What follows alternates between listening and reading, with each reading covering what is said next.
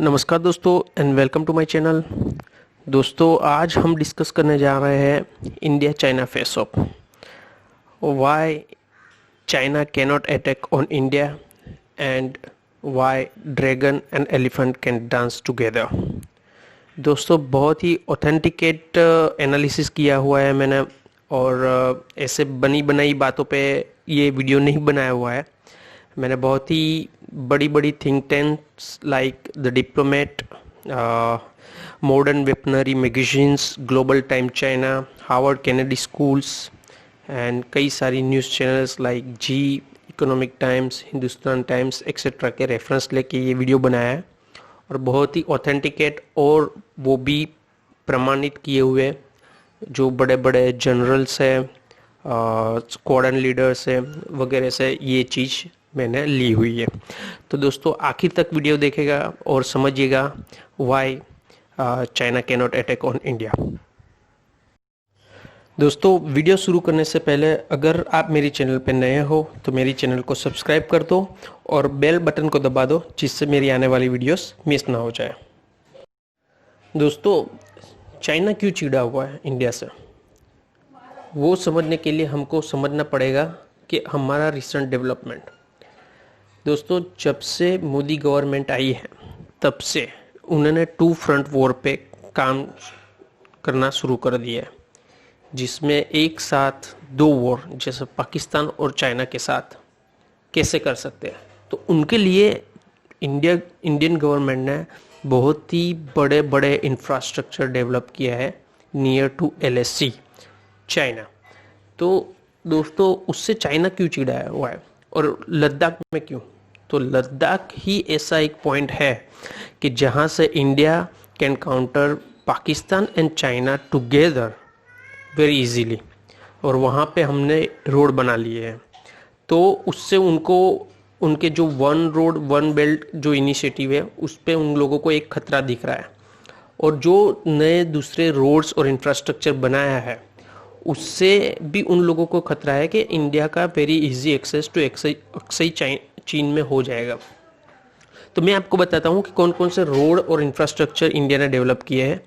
एक road India ने बनाया है डरबक एंड दौलतबेग ओल्डी जो ईस्टर्न लद्दाख में है, ठीक है। दूसरा रोड बनाया है NH219 जो गलवान वैली नियर पैंगोंग और नगरी जो 50 किलोमीटर ही दूर है डैमचौक जो इंडिया का चाइना का नियर बाय एयरबेस है, ठीक है। दूसरा जो रोड हमने दो नए रोड बनाए हैं, एक Sasoma near to Nubra river and Saser La pass से बना हुआ है, जो बहुत ही फिंगर 4 का बहुत ही सेंसिटिव एरिया है।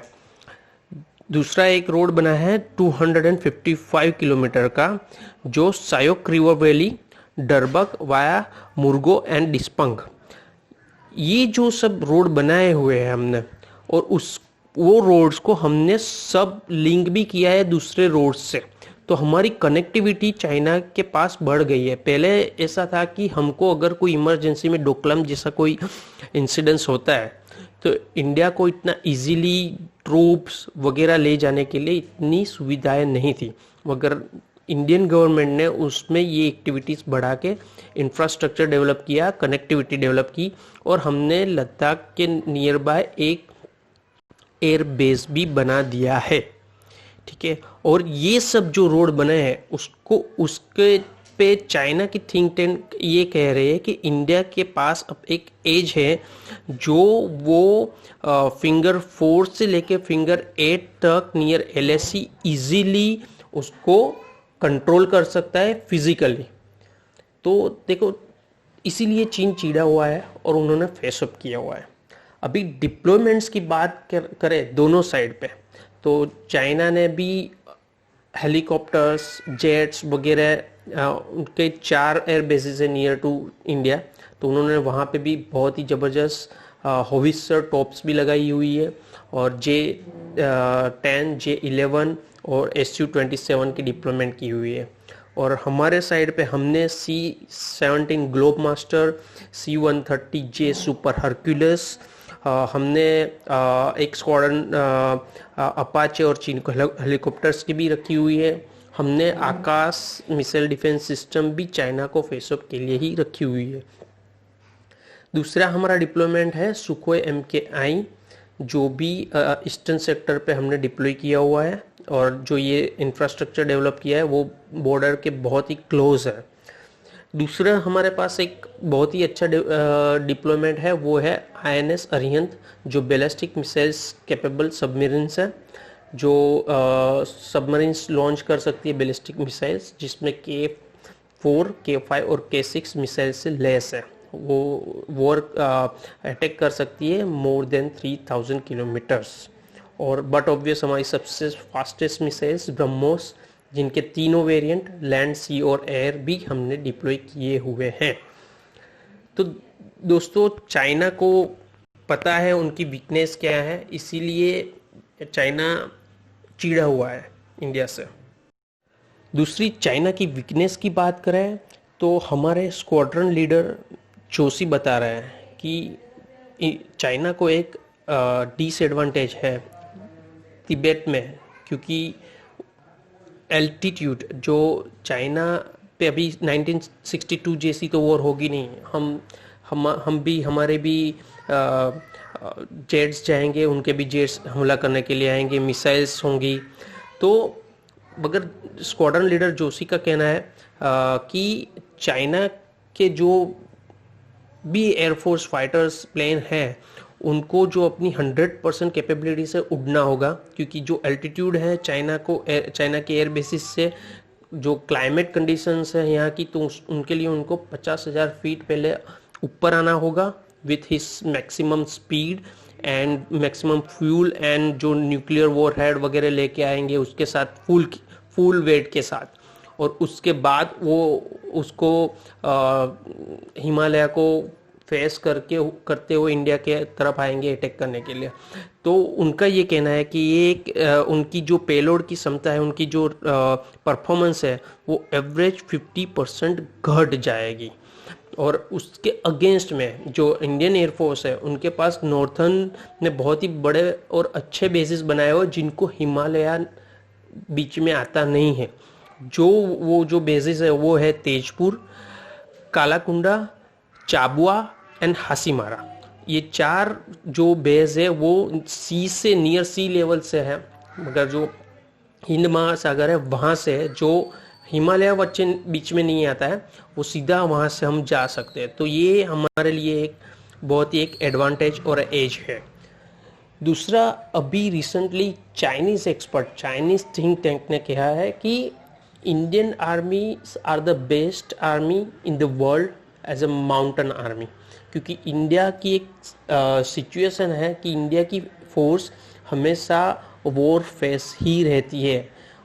इसमें आप कश्मीर ले लो, पाकिस्तान के साथ ले लो, मिज़ोरम, नागालैंड और जो नक्सल एरिया है वो ले लो, या चाइना के बॉर्डर पर। तो हमारी आर्मी 24/7 365 डे रेडी रहती है वॉर करने के लिए।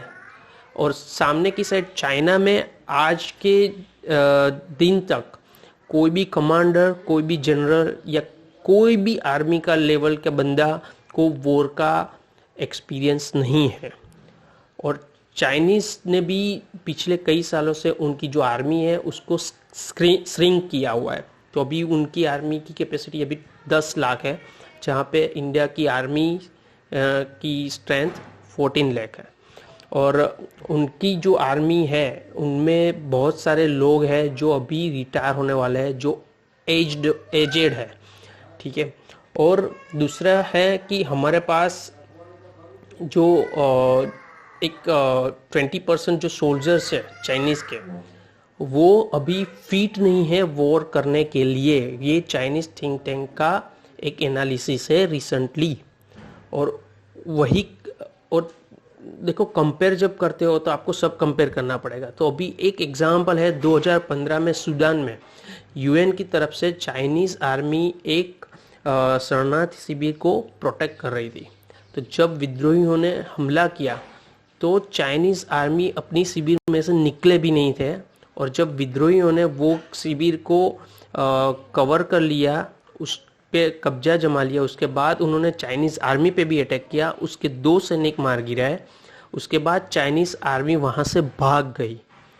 और कंपेयर टू इंडिया, इंडिया को जब ये मिशन सौंपा गया तो उन्होंने वो शरणार्थी शिविर को प्रोटेक्ट किया, विद्रोहियों को भगाया और वो पूरा एरिया कॉर्डन करके सिक्योर किया। तो this is what the difference between Chinese army and Indian army. ठीक है, तो दोस्तों मैं आशा करता हूँ कि आपको मेरी ये वीडियो पसंद आई होगी और ये एनालिसिस पसंद आया होगा। मैंने जहाँ से भी मैंने जो रेफरेंस लिया है वो मैंने डिस्क्रिप्शन में डाल दिया है। जय हिंद, जय भारत।